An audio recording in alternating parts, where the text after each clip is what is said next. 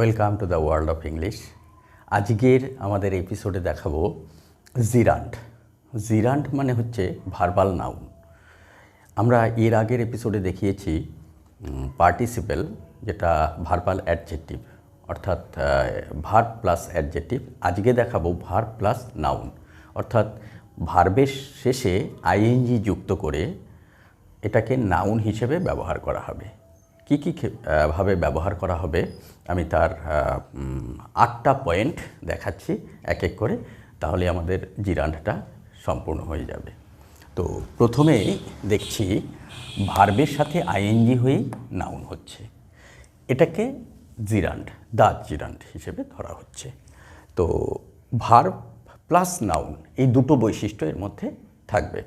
যেমন ভার্ব হচ্ছে walk, ING walking, read reading, play playing, এটা আমাদের জিরান্ড হিসেবে ব্যবহার হচ্ছে। এবার প্রথম দেখাচ্ছি রিডিং গিভস আস প্লেজার। আমরা জানি যে কোনো ভার্বের সাবজেক্ট হচ্ছে নাউন। তো এবার এই ভার্বের সাবজেক্টটাকে reading, reading gives us pleasure, আমাদেরকে আনন্দ দেয় পড়াশোনা। Walking makes us healthy. এই প্রত্যেকটা যে বাক্য বলছি তার প্রথম যে রিডিং, এই যে রিড ভার্বটা, তার শেষে আইএনজি, রিড প্লাস আইএনজি, এটা নাউন হিসেবে কাজ করছে। কেন? আমরা নাউনের এপিসোডে দেখেছিলাম যে যখন সাবজেক্ট, অবজেক্ট এবং প্রিপোজিশনাল অবজেক্ট হিসেবে যে শব্দটা সাধারণত কাজ করে সেটা নাউন। তো এখানে এটা এই ভার্বের সাবজেক্ট হিসেবে কাজ করছে, তাই এটা নাউন। তো যেমন এখানে আর একটা কথা বলে রাখি, এই যে রিডিং গিভস আস প্লেজার, এটা এখানে আমরা আনতে পারি রিডিং নোভেলস, তাহলে এটাও জিরান্ড হয়ে গেল, এটার অবজেক্ট দেওয়া হলো। Reading novels gives us pleasure, playing makes us healthy হলো।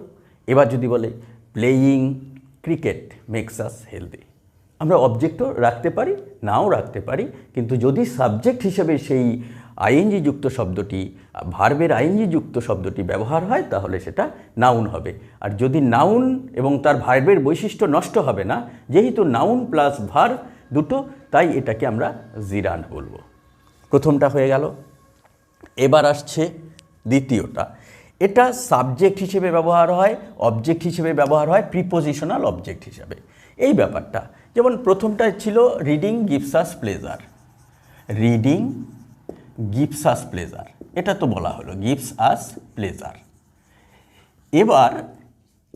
এইবার এটাকে যদি, এই রিডিংটাকে যদি আমি এই সাবজেক্ট হিসেবে না রেখে যদি অবজেক্ট হিসেবে রাখি তখন কি হবে?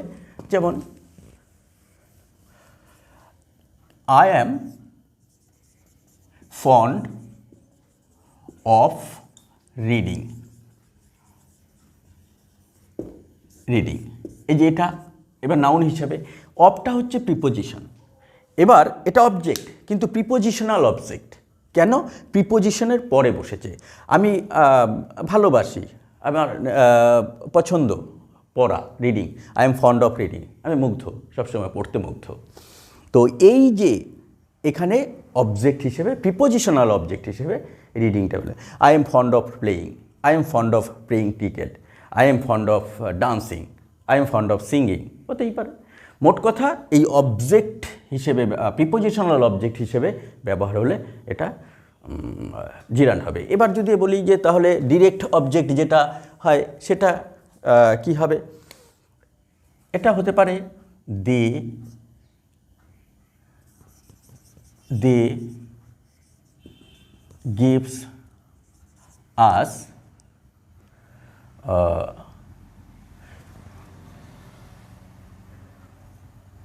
এখানে গিভস আস প্লেয়িং, প্লেয়িং, তারা আমাদেরকে খেলা দিয়েছে, প্লেয়িং।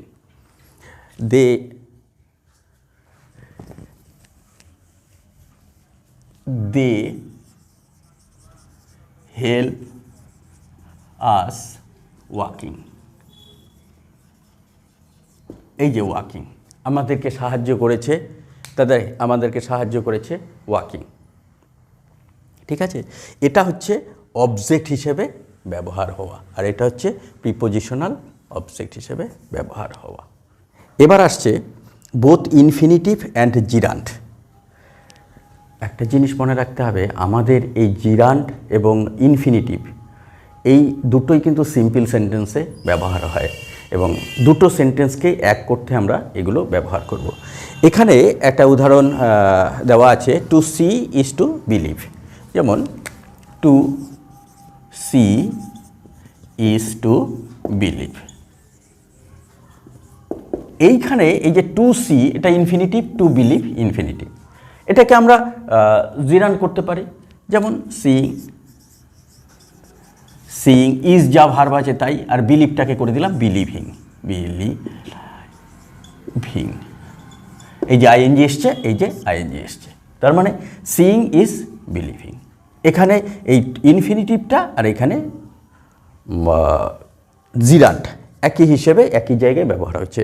দুটো বাক্য, দুটো সিম্পল বাক্যকে একসাথে করতে এটা, যেমন উই সি, পরের বাক্য দেওয়া হলো উই বিলিভ, তারপরে seeing is believing to us, অথবা to see is to believe to us, হয়ে গেল। এই দুটো বাক্যকে এক করতে আমরা এই ইনফিনিটিভ অথবা জিরান্ট হিসেবে ব্যবহার করতে পারি। এটা গেল 3 নাম্বার। এবার আসছে কম্পাউন্ড জিরান্ট। হ্যাঁ, কম্পাউন্ড জিরান্টটা হচ্ছে এটা একটা মজার ব্যাপার। হ্যাভ এবং টু বি ভার্ব, এরপরে আইএনজি। আমরা জানি টু বি ভার্বের আইএনজি হচ্ছে বিইং আর হ্যাভের আইএনজি হচ্ছে হ্যাভিং। এরপরে V3 থাকবে, সেটা যখন গঠন হবে সেটাকে কম্পাউন্ড জিরান্ট বলা হবে।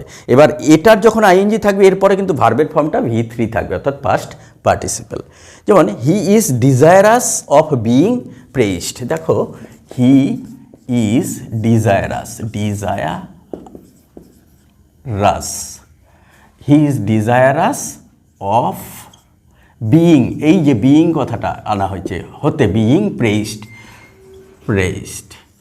তার মানে ওকে এই বিইং মানে প্রশংসা পেতে সে আকাঙ্ক্ষিত, সবসময় প্রশংসা পেতে চায়, তার মানে ডিজায়ারাস অফ প্রেইজড। এইখানে এই যে বিইং প্রেইজড এটাকে কম্পাউন্ড জিরান্ট বলছে। এটাকে হ্যাভিং থাকলেও এটা V3 হয়ে যাবে। যেমন he is desirous of having some beautiful, having played cricket. Desirous, cricket খেলায় ও মুগ্ধ, এটা হতে পারে। তো এটা গেল আমাদের কম্পাউন্ড জিরান্ট। এবার আসছে অ্যাক্টিভ লাভিং, প্যাসিভে বিইং লাভড। কতগুলো জিরান্ট আছে, যেমন লাভিং। এই লাভিং জিরান্টটা নাউন হিসেবে যখন ব্যবহার হচ্ছে, এটার প্যাসিভ ফর্মে হবে বিইং লাভড। ঠিক আছে, loving others,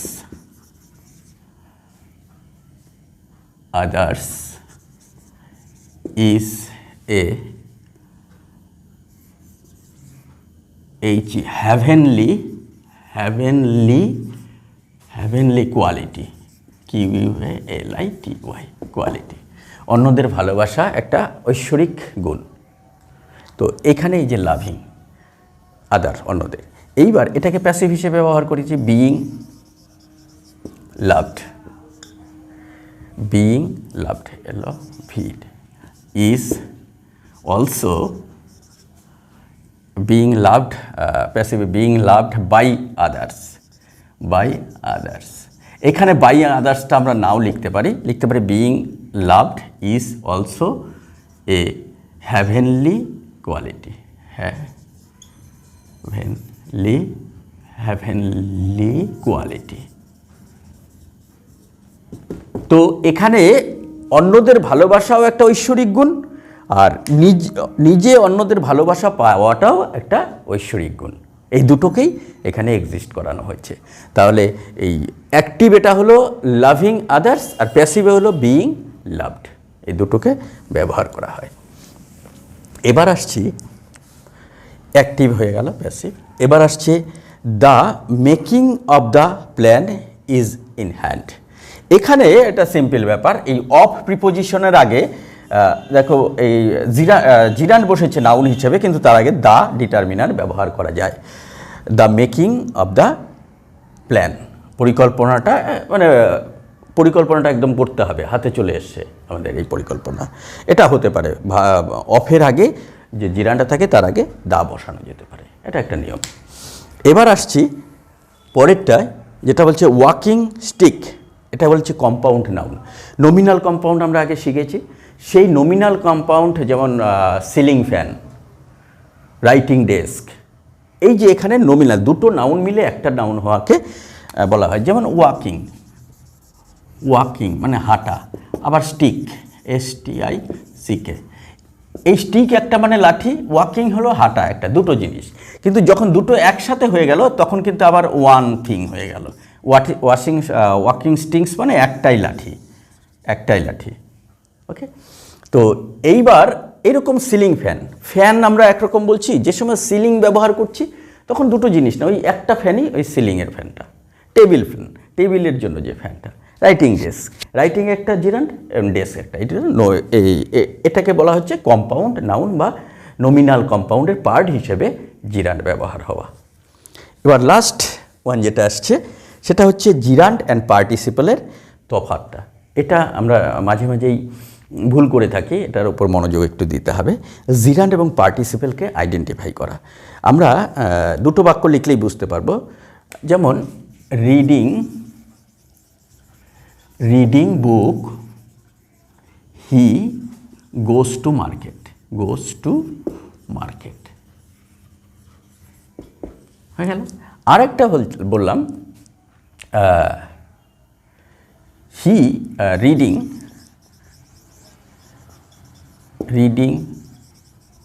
books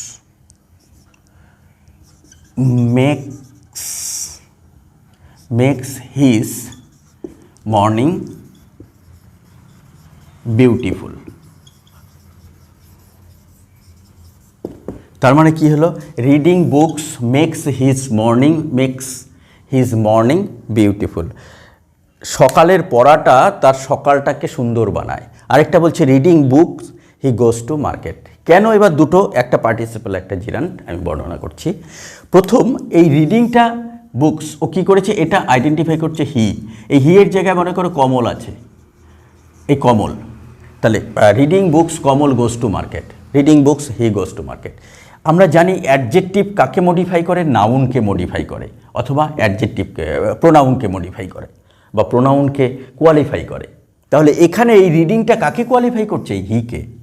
reading book he goes to market, ও যে মার্কেটে সেই রিডিং কাজটা করেছে তাই মার্কেট যাচ্ছে, এবং এই কাজটা হওয়ার পর এই কাজটা হচ্ছে। কিন্তু এখানে যখন দেখব reading books makes his morning beautiful, এখানে হিজের সাথে এই রিডিংয়ের কোনো রিলেশন নেই। কেন নেই? এটা মেক্সের সাথে রিলেশনটা হচ্ছে, ভার্বের সাথে। কেন? এই রিডিংটা ওকে তৈরি করেছে, তোর ওর সকালটাকে সুন্দর করেছে। রিডিং বুকসটা এই মেক্স ভার্বের সাবজেক্ট হিসেবে ব্যবহার হয়েছে, সাবজেক্ট, তাই এটা নাউন। এই রিডিং বুকসটা আমরা নাও রাখতে পারি, reading makes his morning beautiful. যদি অবজেক্ট না থাকলে থাকবে না, তাহলে কি হলো? Reading makes his morning beautiful, reading makes our morning beautiful, reading is a good habit, ব্যাস, walking is a healthy habit. এইসব করে আমরা যে সময় দেখব যে এই যে আইএনজি যুক্ত শব্দটা নাউন বা প্রোনাউনকে কোয়ালিফাই করছে বা মডিফাই করছে, তখন এটা নিঃসন্দেহে ধরে নেব এটা পার্টিসিপেল। আর যখন দেখব না এটা সাবজেক্ট, অবজেক্ট এবং প্রিপোজিশনাল অবজেক্ট হিসেবে কাজ করছে বাক্যে, তখন এটা নিঃসন্দেহে ধরে নেব এটা জিরান্ড। তো আমরা এই জিরান্ডগুলো দিয়ে সিম্পল সেন্টেন্স, দুটো সিম্পল সেন্টেন্সকে একটা সিম্পল সেন্টেন্স বানাতে খুব সুন্দরভাবে ব্যবহার করতে পারবো। এবং সামনের দিনে আরও সুন্দর সুন্দর ভিডিওগুলোর মাধ্যমে simple sentence, complex sentence, compound sentence আলোচনা হবে। তো আমাদের ভিডিওটা ভালো লাগলে শেয়ার করবে, সাবস্ক্রাইব করবে এবং অল নোটিফিকেশন বাটনটি টিপে রাখলে আমাদের যে নতুন নতুন ভিডিওগুলো যাবে সেইগুলো সরাসরি ঢুকে যাবে, দেখতে পারবে। তো সবাই ভালো থাকবে, সুস্থ থাকবে।